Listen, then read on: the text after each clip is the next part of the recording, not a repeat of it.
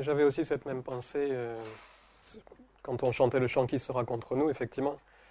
Se dire, en fait, oui, il y a quand même du monde, mais qu'est-ce que ça veut dire, qui sera contre nous? Et je pense que c'est simplement un superlatif, c'est une comparaison. C'est exactement ce qui est écrit dans Ésaïe 14, où il est dit, ceux qui te voient fixent sur toi leur regard. Il est parlé du moment où le diable est vaincu. Il est dit, ils te considèrent attentivement, est-ce bien là cet homme qui faisait trembler la terre et qui ébranlait les royaumes? En fait, qui est contre nous? La valeur de la personne ou de la chose ou de l'épreuve qui est contre nous n'a que la valeur qu'on lui accorde. Parce que Dieu est avec nous. Si Dieu est avec nous, c'est ridicule de dire que quelque chose est contre nous, puisque face à Dieu, qu'est-ce qui peut tenir? Qui tiendra contre nous? Qui sera contre nous? C'est comme s'il n'y avait rien. Mais à nos yeux, il y a quelque chose. C'est comme si vous alliez dans... Hier, je suis allé chercher mon fils Samuel au cours d'échecs. Il joue aux échecs. Et il y a plein d'enfants qui jouent très bien. Mais c'est comme si moi, je jouais contre eux. Et puis j'ai... comment il s'appelle le champion d'échecs? Carlson, ou je ne sais pas comment en ce moment. Mais c'était l'ancien. Il a été vaincu par un autre encore plus fort. Et vous prenez le champion du monde d'échecs. Il est juste derrière moi. Et moi, je joue contre les autres. Peu importe contre qui je joue. Qui est contre moi? Peu importe. C'est pas sa valeur qui va faire, c'est la valeur de celui qui est avec moi, c'est ça qui est merveilleux. Bon, bref. Bon, ça commence fort, c'est bien. Allez. Bon, moi en tout cas, je suis très heureux qu'on soit tous là ensemble, ça me fait très plaisir. Et j'avais à cœur, dans cette réunion, de pouvoir partager avec vous cette leçon dont le titre est « Qui t'a appris que tu es nu ?» C'est une question étrange qui fait référence, bien évidemment, comme vous le voyez sur l'image, qui fait référence à Adam et Ève. Et la question que Dieu a posée à Adam, qui t'a appris que tu es nu? Vous remarquerez qu'il n'y a pas de réponse. Adam n'offre pas de réponse là-dessus. C'est ce qu'on va faire maintenant. C'est ce qu'on va faire pendant cette leçon-là. Et vous verrez à quel point c'est important. Donc avant de répondre directement à cette question, puisque ça perdrait tout son intérêt, on va d'abord remettre un petit peu dans le contexte. On va se remettre dans le contexte. Donc, vous pouvez prendre, si vous le souhaitez, dans Genèse au chapitre 2, à partir du verset 16, versets 16 et 17. L'Éternel donna cet ordre à l'homme. Tu pourras manger de tous les arbres du jardin, mais tu ne mangeras pas de l'arbre de la connaissance du bien et du mal, car le jour où tu en mangeras, tu mourras. D'autres traductions, effectivement, disent « tu mourras certainement ». Alors, il y a quelque chose d'intéressant à souligner dans ce verset, en particulier en hébreu. C'est qu'il existe des répétitions de mots en hébreu pour augmenter, pour accentuer le poids. Par exemple, il n'est pas dit « tu pourras manger de tous les arbres du jardin ». En fait, littéralement en hébreu, c'est « tu mangeras de tous les arbres du jardin ». C'est-à-dire manger est doublé. C'est pas « tu peux », mais c'est « tu vas ». Tu vas manger de tous les arbres du jardin. C'est ça, c'est pour toi. C'est vraiment pour toi, c'est à ta disposition. Tu te sers, tu prends, et tu prends encore plus. Mais l'autre point aussi intéressant, c'est de dire « le jour où tu en mangeras, tu mourras ». Et je vous ai mis là petite copie des mots Strong, que vous pouvez retrouver facilement sur Internet. Donc, c'est-à-dire pour chaque mot grec, ou chaque mot hébreu en l'occurrence ici, on a une signification encodée. Là, ce que l'on voit, c'est qu'il est dit à la fin, tu mourras. Et vous voyez que le mot pour mourir, vous ne voyez peut-être pas, c'est un peu petit, c'est mut, c'est mon accent hébreu qui n'est pas terrible, mais voilà, mut et répété. En fait, il est dit, tu mourras, tu mourras. C'est pour ça que certaines traductions ont dit, certainement tu mourras. En français, on ne le dit pas, on ne va pas doubler comme ça. Mais pourquoi est-ce que je le souligne? Parce qu'en fait, Dieu n'a pas parlé de peut-être, mais il a dit c'est sûr et c'est certain. C'est tellement certain que je te répète la chose. Tu vas manger de tous les arbres, ça oui, tu vas manger, mais celui de la connaissance du bien et du mal, si tu en manges, tu vas mourir, tu vas mourir. Voilà ce qu'il lui a dit. C'est-à-dire, ce n'était pas juste une petite promesse en l'air. C'était quelque chose de fort. d'accord, que malheureusement, dans cette version-là, française, traduction française, ne ressort pas suffisamment, il me semble.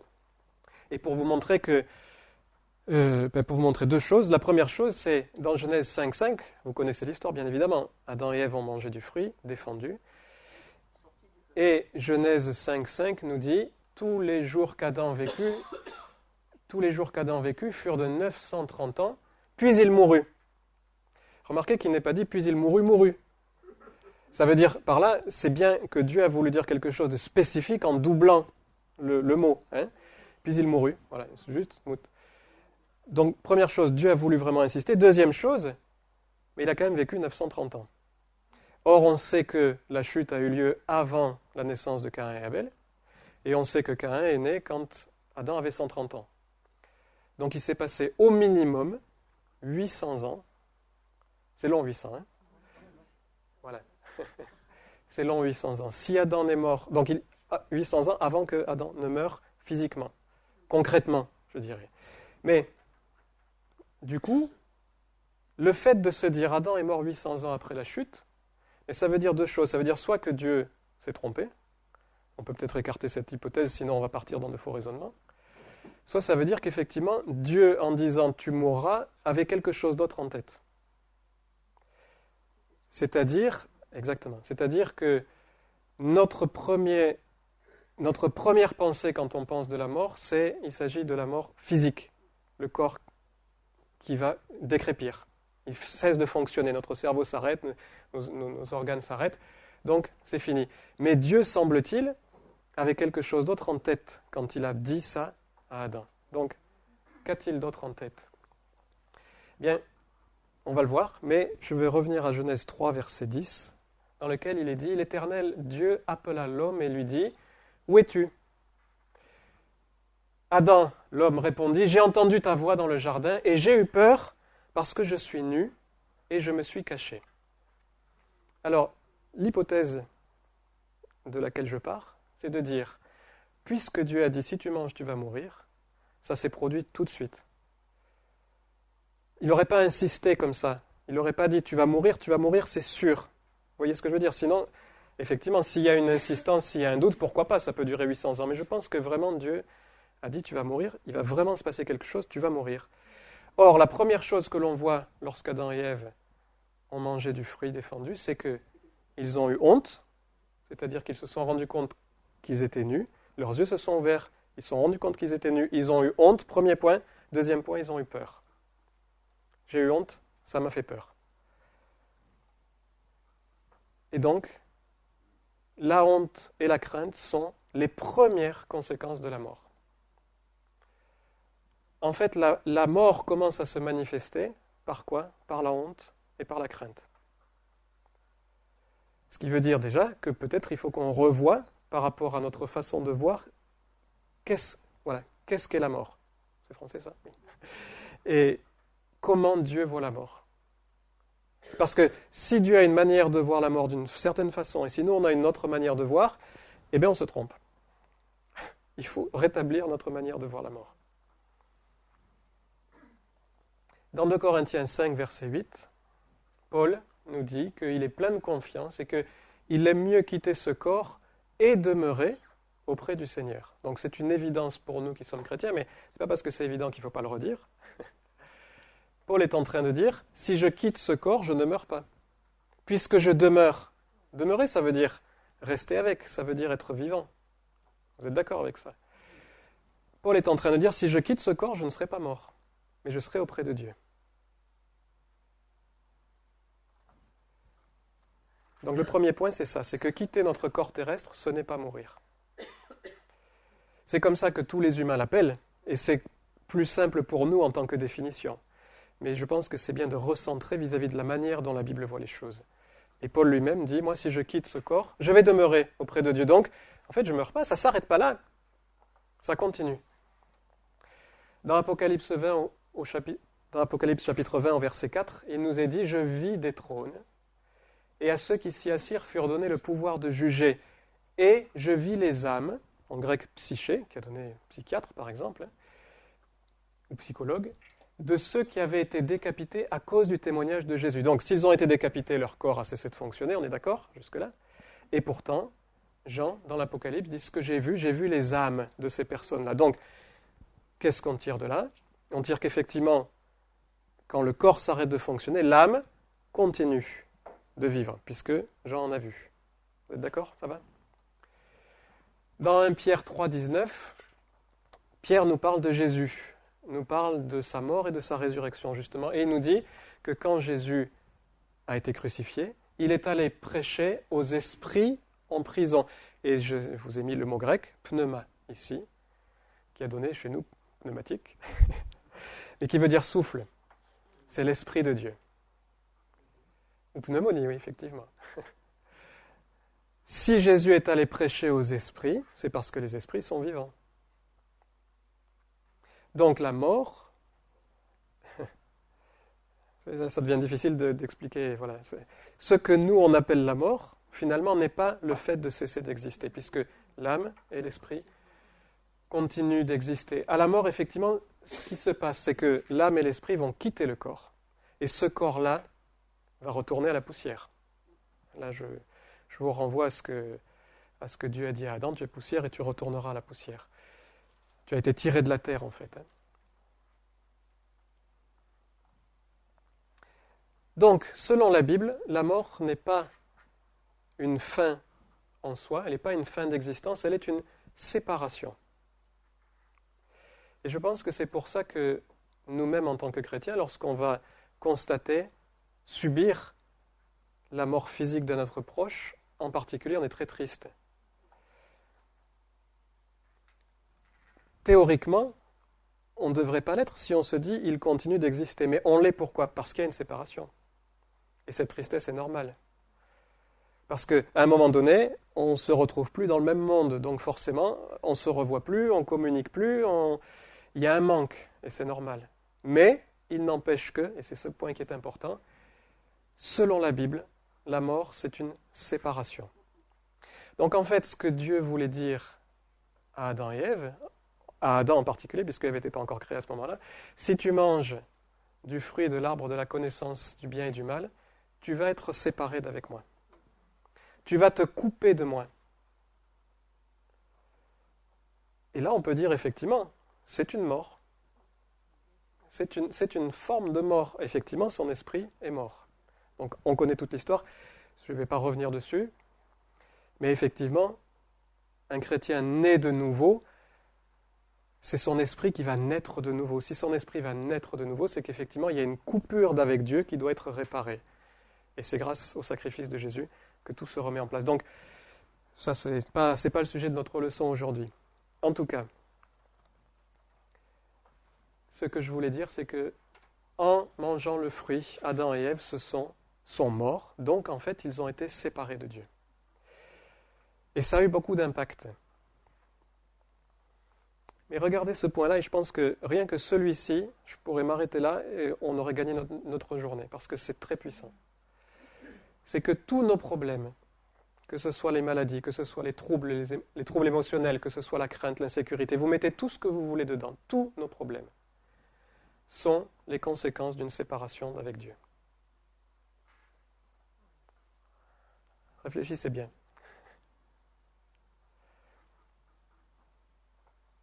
C'est très puissant en fait, c'est très très puissant. Adam et Ève ont commencé à avoir des problèmes lorsque justement ils ont été séparés de Dieu. Et pour nous, c'est la même chose. On va dire, oui, mais j'arrive pas à guérir de ça, par exemple. Eh bien, le problème n'est pas en tant que tel.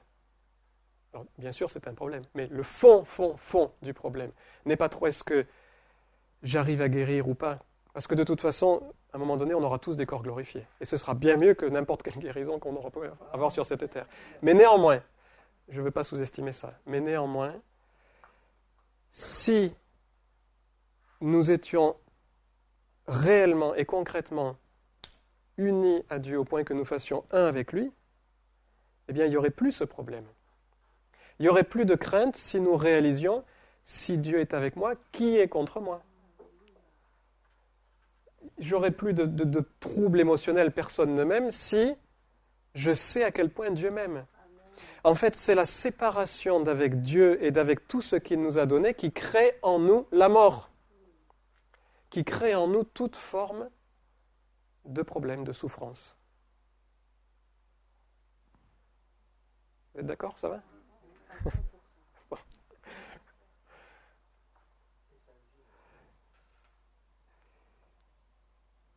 Regardez dans Genèse 3 maintenant, au premier verset.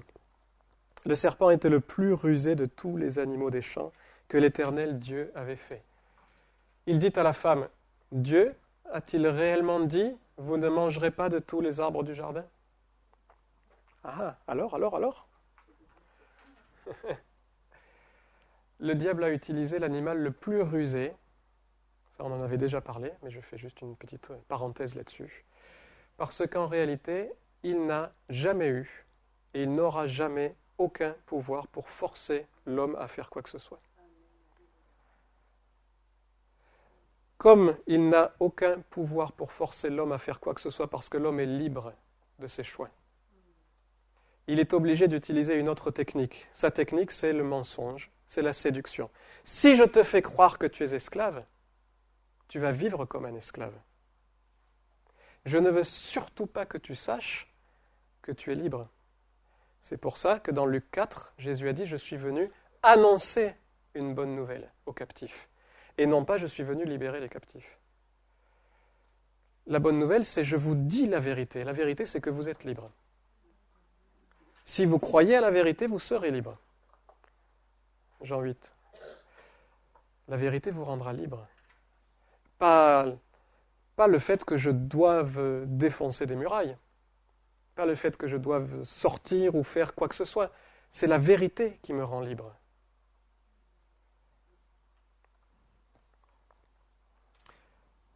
Donc, effectivement, le diable, au travers du serpent, a utilisé la séduction. Et sa seule façon, c'était de mettre en doute la parole de Dieu. Dieu avait parlé. Alors, là, bien évidemment, quand je dis mettre en doute la parole de Dieu, il ne s'agit pas du livre, la Bible, bien évidemment, puisque ça n'existait pas à l'époque. Mais Dieu avait parlé, c'est ça la parole de Dieu. Dieu avait parlé. Dieu a-t-il réellement dit? Est-ce que tu es sûr de ce que Dieu a dit? Eh bien, le premier point que je vous lance comme ça, c'est que si nous ne doutions jamais de la parole de Dieu, nous ne pécherions jamais. Pourquoi? Parce que pécher, c'est manquer ce que Dieu veut pour chacun de nous. Et Dieu veut pour chacun de nous la paix, la joie, la santé, tout ce que vous voulez, le bonheur. Et nous l'aurons. À terme, nous l'aurons.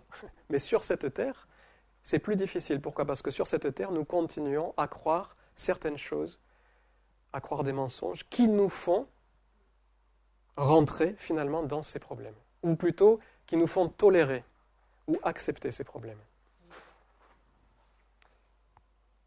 Donc si nous ne doutions jamais de la parole de Dieu, nous serions sans cesse, constamment dans la volonté parfaite de Dieu. Vous me dites, oui, mais c'est possible, pas possible. Eh bien, Jésus l'a fait. Jésus n'a jamais péché, on est d'accord. Et Jésus a toujours fait la volonté de son Père. Ces deux choses sont parfaitement liées. Jésus n'a jamais douté de la parole de Dieu. Ce n'est pas juste parce qu'il était Dieu qu'il n'a pas péché. Parce qu'il était et Dieu et homme. Il avait sa capacité. Réfléchissez,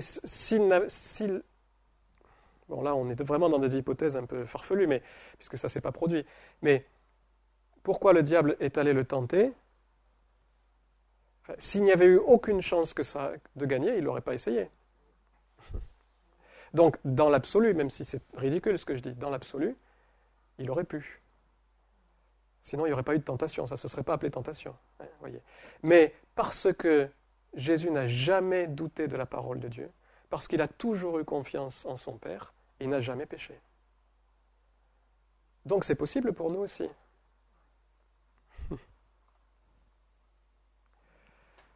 Et puis, voyez ce qui s'est passé lorsque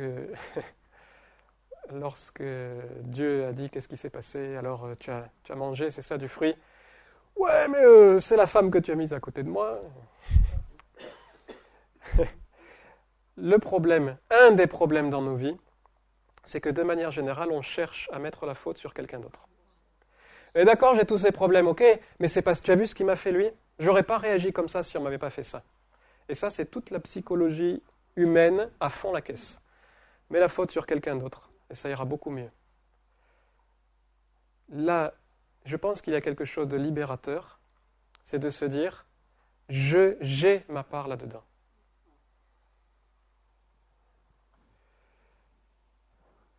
Comme je l'ai dit, tous nos problèmes, si je résume, viennent de mensonges auxquels nous avons cru. Pourquoi est-ce que je peux être aussi ferme en assurance, aussi assuré de moi, aussi ferme en disant cette chose-là? C'est parce que vous remarquerez que de deux individus qui vivent la même chose, ils ne vont pas forcément réagir de la même manière. Et si on veut juste ouvrir les yeux, ça veut donc dire que ce n'est pas la chose extérieure qui produit forcément le résultat en nous. Il y a des gens qui passent par des épreuves très compliquées, beaucoup plus que les nôtres, et qui en sortent victorieux simplement parce qu'ils ont foi en Dieu, qu'ils ont cru dans la parole de Dieu, qu'ils savent à quel point Dieu les aime. Et ça change tout. Donc, nos problèmes viennent de mensonges auxquels nous avons cru. À nous de mettre la lumière, à nous de dévoiler ces mensonges et de cesser d'y croire.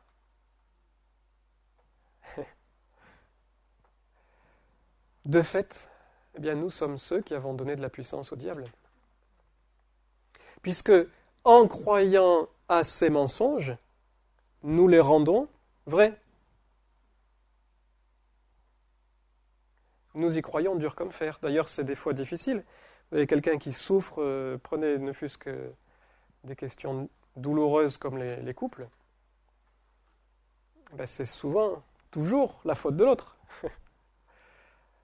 Et c'est très difficile d'essayer de se dire, et si finalement ce n'était pas que la faute de l'autre? Et si finalement j'avais ma part? Et en général, on croit tellement à ces mensonges qu'on n'est pas prêt à les abandonner. On les chérit même des fois, ces mensonges. Oui, mais depuis que je suis tout petit, je suis comme ça. D'accord. Ça, c'est un fait, mais ce n'est pas parce que c'est un fait que c'est une vérité.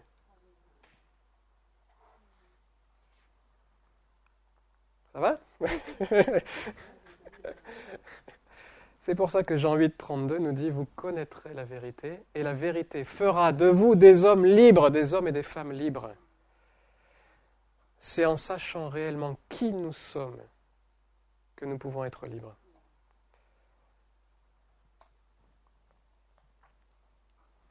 Donc le premier pas pour être libre, c'est de prendre nos propres responsabilités et de ne pas mettre la faute sur les autres. Quand je dis les autres, ça peut être même les circonstances.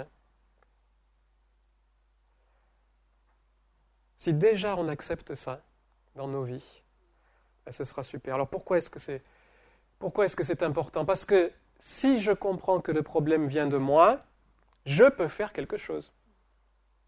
Mais si le problème vient de quelqu'un d'autre, quelle puissance j'ai moi pour changer l'autre? Je reviens au couple. Le plus gros problème des couples, c'est qu'on essaie de changer l'autre. Mais ça ne marche pas. Désolé. Ça ne marche pas. Et même, je dirais, ça fait l'effet inverse. En général, quand on va essayer de changer l'autre. Le seul levier que vous avez vis-à-vis de l'humanité, c'est sur votre propre humanité. Ce n'est pas sur les autres. Parce que chacun de nous, on a notre libre arbitre. Vous savez qu'il y a des prières qui sont faites sur d'autres personnes qui sont illégitimes. Parce qu'en fait, elles violeraient le libre arbitre de l'autre. Réfléchissez.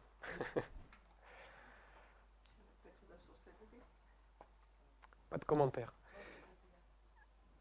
Satan n'a aucune autorité, ça il faut qu'on soit clair là-dessus, n'a aucune autorité sur aucun être humain, si ce n'est l'autorité que cet être humain lui accorde.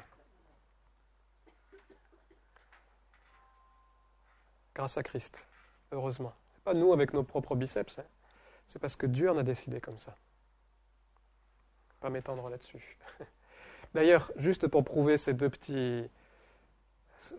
juste deux versets pour prouver ce que je viens de dire, c'est que dans 1 Pierre 5, verset 8, il est dit « Votre adversaire, le diable, rôde comme un lion rugissant, cherchant qui il dévorera. » Est-ce que vous savez, est-ce que vous avez réalisé que si le diable pouvait détruire ou dévorer chaque être humain, ça ferait longtemps qu'il l'aurait fait?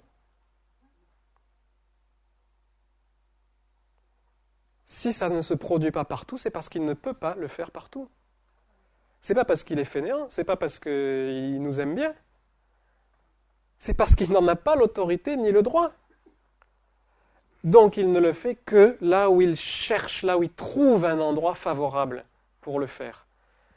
Rappelez-vous d'ailleurs, il me semble qu'il y a écrit à la fin de Luc au chapitre 4, ou Matthieu 4, d'ailleurs Matthieu 4 dans les tentations, où il est dit, le diable le quitta cherchant une occasion favorable.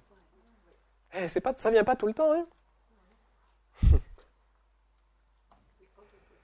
Romains 6, 16, Paul nous dit, ne savez-vous pas qu'en vous livrant à quelqu'un comme esclave pour lui obéir, vous êtes esclave de celui à qui vous obéissez? Heureusement, bien sûr. Heureusement, vous dites bien sûr. Donc, il y a bien une part de nous-mêmes. Est-ce que finalement, je ne suis pas celui qui participe à mon propre malheur? Mais la réponse, c'est oui. Et ce n'est pas une mauvaise nouvelle. C'est au contraire une très bonne nouvelle. Parce que si je réalise ça, ça veut dire que je peux aussi être celui qui participe à mettre fin à ce malheur. En comprenant la vérité, en comprenant la puissance de Dieu dans ma vie et sa capacité à intervenir. Moi, je trouve que c'est chouette.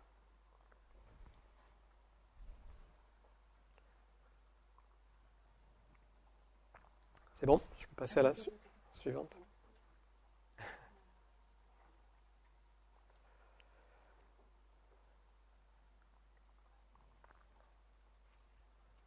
Alors, on continue. Genèse 3, parce que je veux quand même aller quelque part. Donc, Genèse 3, versets 2 et 3. Juste après que, vous vous rappelez, juste après que le diable ait dit, est-ce que finalement Dieu a dit, vous n'avez pas le droit de manger tous les fruits du jardin? La femme répondit au serpent, nous mangeons du fruit des arbres du jardin, mais quant au fruit de l'arbre qui est au milieu du jardin, Dieu a dit, vous n'en mangerez point, et vous n'y toucherez point, de peur que vous ne mouriez. Alors je vous ai souligné deux choses. Dans Genèse, la première, vous n'y toucherez pas. Ça c'est une invention. Dieu n'a jamais dit vous n'y toucherez pas. Il dit vous n'en mangerez pas. Soit. Mais la deuxième chose, il est écrit de peur que vous ne mouriez. Et ce qui est vraiment intéressant, c'est que le mot hébreu, je ne vous l'ai pas mis là, mais vous pouvez trouver facilement. On trouve ça, par exemple, dans Genèse 31-31, où il est dit, Jacob répondit et dit à Laban, j'avais de la crainte à la pensée que tu m'enlèverais peut-être tes filles. C'est le même mot, peut-être. En fait, là, ça a été traduit de peur que, mais c'est plus fort que ça. En fait, Ève a dit, peut-être qu'on va mourir. Ça situe où était son cœur. Ça situe un peu mieux, je trouve. Elle a dit, Dieu, comprenez? Elle a dit, Dieu nous a dit, vous ne mangerez pas et vous ne toucherez pas, parce que peut-être qu'on va mourir. Mais ce qui est vraiment énorme, c'est que non seulement Dieu n'a pas dit peut-être, mais il a dit, vous mourrez, vous mourrez.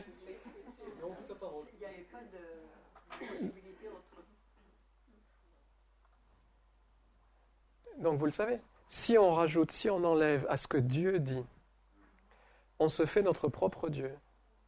En fait, on va faire une idole de notre propre manière de penser. Je pense que Dieu croit que, ou que Dieu a dit que. Ce qui n'est pas forcément vrai. J'espère que c'est l'est pour nous, mais... mais le problème, c'est que quand on se fabrique notre propre Dieu par notre pensée, on ouvre la porte au diable, comme Ève l'a fait. En commençant à dire « mais Dieu a dit que peut-être je vais mourir », la porte était grande ouverte. Je suis prêt à croire tout ce que tu vas me dire maintenant. C'est fort, hein? Mais ça marche aussi pour nous. Dieu a dit, je ne t'abandonnerai pas, je ne te délaisserai pas. Et nous, si quelqu'un vient dire, tu sais, Dieu ne t'abandonnera pas. Oui, ben écoute, oui, d'accord, ok, merci. Donc ça veut dire, je me fiche complètement de ce que Dieu a dit, mais ce qui compte, c'est ce que moi je ressens. C'est ce que moi je crois. On n'est pas mieux que Adam et Ève. Faut dire, hein. C'est nos grands-parents. Hein. Remarquez que si Ève avait répondu exactement ce que Dieu avait dit, ça aurait été fini. Si elle avait dit, Dieu a dit, tu n'en mangeras pas parce que sinon tu vas mourir, pourquoi est-ce qu'elle aurait continué? elle n'aurait pas continué et ça aurait été fini. Pas de tentation terminée. Pas de chute. Vous êtes d'accord avec ça? C'est parce qu'elle n'a pas respecté. Oui, il y a un souci? Oui, parce que moi, il me semble que Dieu a parlé à Adam et c'est Adam qui l'a dit à Ève. Donc déjà, il n'a peut-être pas dit exactement. Peu importe. Nous, c'est pareil. Nous, on va lire. Tu sais, nous, beaucoup de paroles que l'on reçoit, on les a reçues de quelqu'un d'autre qui nous a dit que, qui lui-même l'a entendu de quelqu'un d'autre qui l'a dit que. Soyons honnêtes aussi. Mais il n'empêche qu'on est quand même responsable, chacun de nous, pour ce qu'on reçoit. Elle n'a pas entendu Dieu réellement le dire, je suis d'accord. Quoique, disons, la Bible ne nous dit pas qu'elle l'a entendu directement de Dieu. La Bible nous dit que ça a été dit à Adam, on en déduit que Adam l'a dit à Ève. Maintenant, il est dit aussi qu'ils avaient une relation qui parlait, qui se voyait le soir. On peut aussi supposer, pourquoi pas, qu'il l'ait dit. On ne sait pas. Toujours est-il que ce qui s'est passé, c'est que sa manière de comprendre l'ordre de Dieu était déformé par rapport au véritable ordre de Dieu. Et c'est ça qui a causé tout le problème.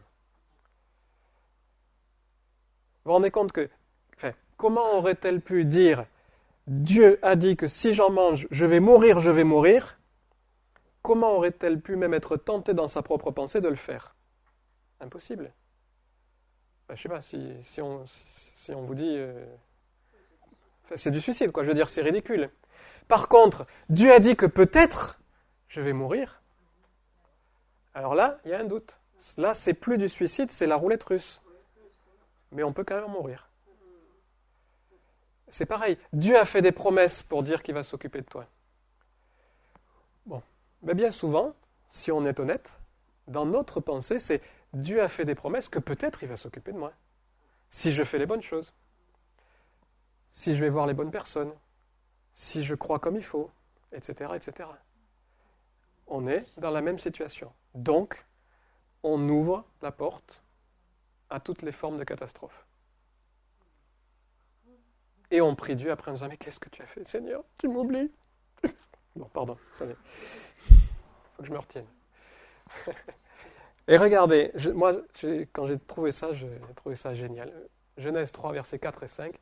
Le serpent dit à la femme, vous ne mourrez point. Mais c'est exactement comme tous les escrocs et tous les menteurs, ils ne peuvent pas s'empêcher à un moment donné de faire ressortir à un moment donné la vérité, tellement ils la cachent. Je ne sais pas si vous avez remarqué ces choses-là, mais il y a toujours des indices qui montrent que quelqu'un va vous mentir. Et là, en l'occurrence, le serpent dit, vous ne mourrez pas. Exactement les mêmes mots que Dieu a utilisés. Il ne dit pas, vous ne mourrez pas, il dit, vous ne mourrez pas. C'est-à-dire qu'il était non seulement parfaitement conscient de ce que Dieu avait dit, mais que, quelque part, il lui donne la clé lui-même, cet imbécile. Et, bref, voilà. Mais Dieu sait que le jour où vous en mangerez, vos yeux s'ouvriront et que vous serez comme des dieux connaissant le bien et le mal. Mais là, c'est pas possible. C'est déjà le cas. Genèse 1, 27, Dieu créa l'homme à son image, il le créa à l'image de Dieu. Et le diable dit, tu sais, si tu manges, tu vas être comme Dieu. Et oh, tu l'es déjà. Qu'est-ce que tu veux de plus? Et combien de fois, nous, dans la vie chrétienne, on nous fait miroiter certaines choses qu'on a déjà. Si tu fais ci, si tu fais ça, alors tu auras la puissance de Dieu, alors tu auras l'Esprit de Dieu, alors tu auras la sagesse, alors tu auras ci et ça. Mais oh c'est des choses que Dieu nous a déjà données. Mais si je crois que je ne les ai pas reçues, je vais vivre comme si je ne les ai pas reçues. Et du coup, ces choses-là vont mourir, ou vont s'effacer, ou vont disparaître. Enfin, voilà, mettez les mots que vous voulez.